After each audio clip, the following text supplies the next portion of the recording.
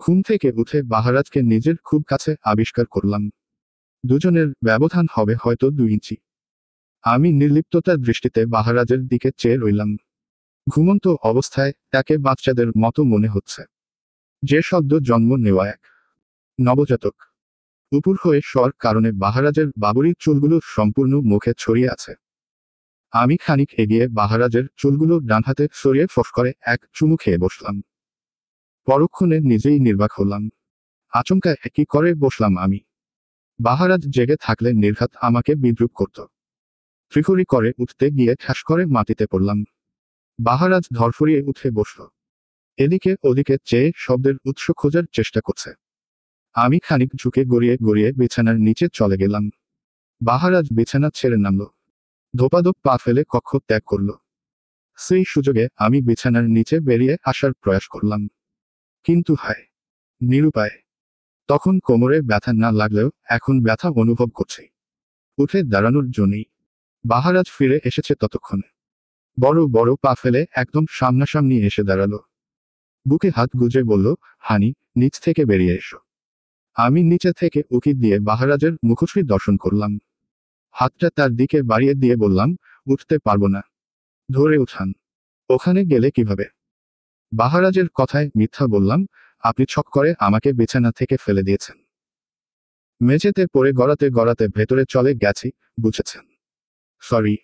আমি লাজুক হাসলাম। বাহারাজ আমাকে টেনে বিছানার নিচ থেকে বের করে আনল। আমার শার্ট ফোনটা ভু ভু করে উঠল। ফোনটা নিয়ে দেখলাম জাহ্নবী কল করেছে। সাইলেন্ট মোডে রেখেছিলাম রাতে। উদ্বিগ্ন হয়ে ফোন রিসিভ করতেই জাহ্নবী কান্না মিশ্রিত কণ্ঠে বলল, হানি, ডাক্তার বাবাকে ঢাকাতে ট্রান্সফার করে দিয়েছে। আমরা অ্যাম্বুলেন্সে করে ঢাকার উদ্দেশ্যে রওনা দিয়েছি। তুই একটু মাকে বুঝিয়ে বাড়িতে নিয়ে যাস।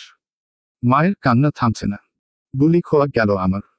স্থির পলকে মেঝের দিকে তাকিয়ে আছি। ফুফার কি এমন হয়েছে যে তাকে ঢাকাতে ট্রান্সফার করা হয়েছে? আমি প্রশ্ন করলাম, ফুফার কি হয়েছে জান? তোমরা সবাই আমাকে না বলে কোথায় গিয়েছিলে? কাতর কণ্ঠে বলল, বাবার হার্ট অ্যাটাক হয়েছে হানি। বাবার অবস্থা ভালো নয়। এখন কোথায় আছো তোমরা? হসপিটালের কাছাকাছি। জাহ্নবীর থেকে ঠিকানা নিয়ে ফোন রাখলাম আমি।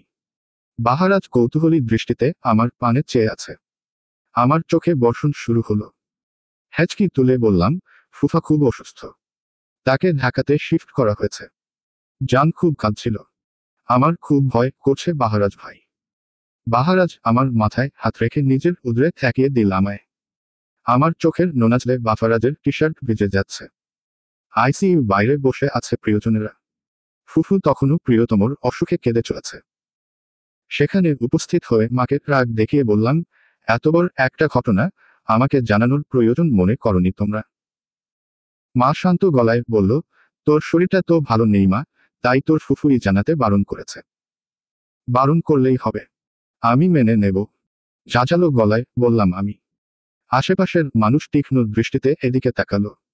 আমার তাকে কিছু যায় আসে না, তবে অন্যদের যায় আসে। আপু নত গলায় বলল, হানি, এটা হাসপাতাল। সিনক্রেট করিস না। দমে গেলাম আমি। চোখ বন্ধ করে কয়েকবার শ্বাস টেনে নিজেকে ক্ষান্ত করলাম। একদিন আমিও বড়সড় কোনো অঘটন ঘটে কাউকে কিছু জানাবো না, দেখে নিও। খানিক দূরে মাথায় হাত রেখে বসে আছে জাহ্নবী। আমি জাহ্নবীর কাঁধে হাত ছোঁয়াতেই ও ফিরে চাইল। চোখের পল্লব ভিজে আছে ওষুধে। হাঁটু মুড়ে ওর দুগালে হাত রেখে বললাম, জান প্লিজ কেঁদো না। সব ঠিক হয়ে যাবে। জাহ্নবীর চোখ বিরতি দিল না। ফোঁটার পর ফোঁটা ঝরতে লাগলো চোখ থেকে।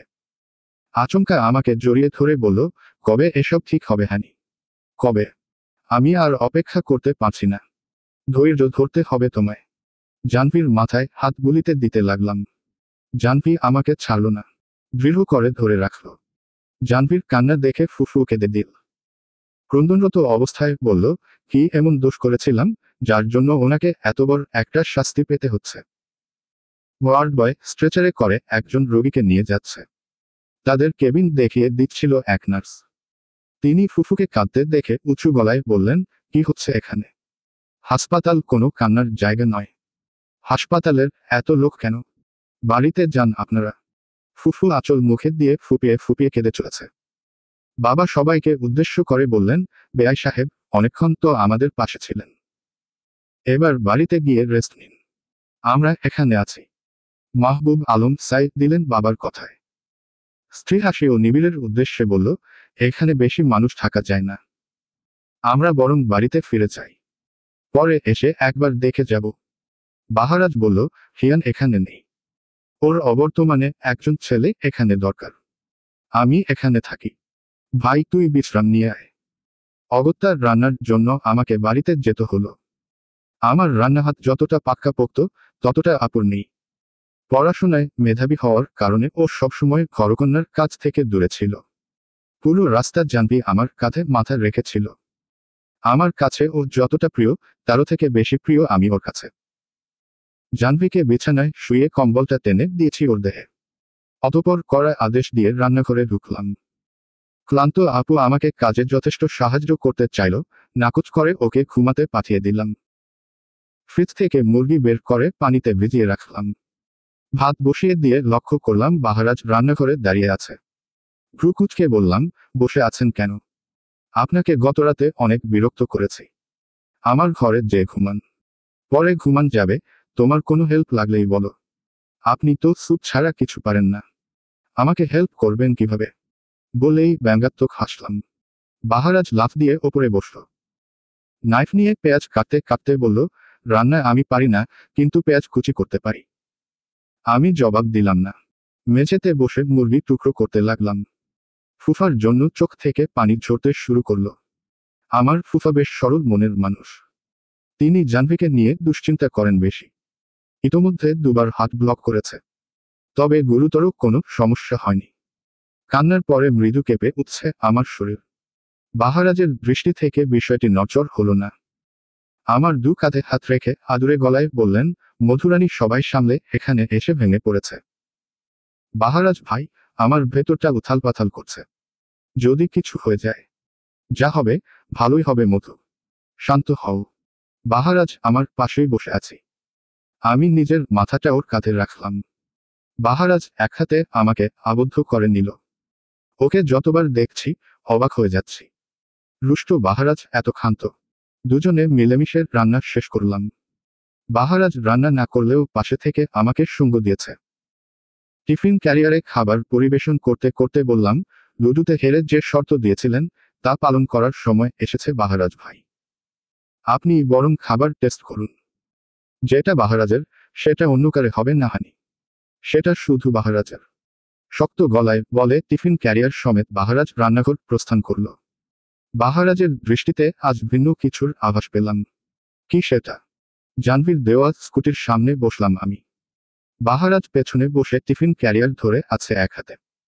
স্টার্ট দিয়ে বাহারাজকে উদ্দেশ্য করে বললাম, ধরে বসুন। বাহারাজ তার হাতটা আমার কোমরে রাখল। আমি কেঁপে উঠলাম ওর স্পর্শে। গলা শুকিয়ে মরুভূমি হয়ে এলো। আজ বাহারাজের শরীর থেকে কোনো পারফিউমের গন্ধ ভেসে আসছে না। ভেসে আসছে তার দেহের গন্ধ। অতি মিষ্টি সে গন্ধ। সুগন্ধ। যে সুগন্ধ আমাকে উথালপাথাল সমুদ্রের বুকে ফেলে দিয়েছে। চলবে। পরবর্তী পর্ব পেতে চ্যানেলটি সাবস্ক্রাইবও করুন।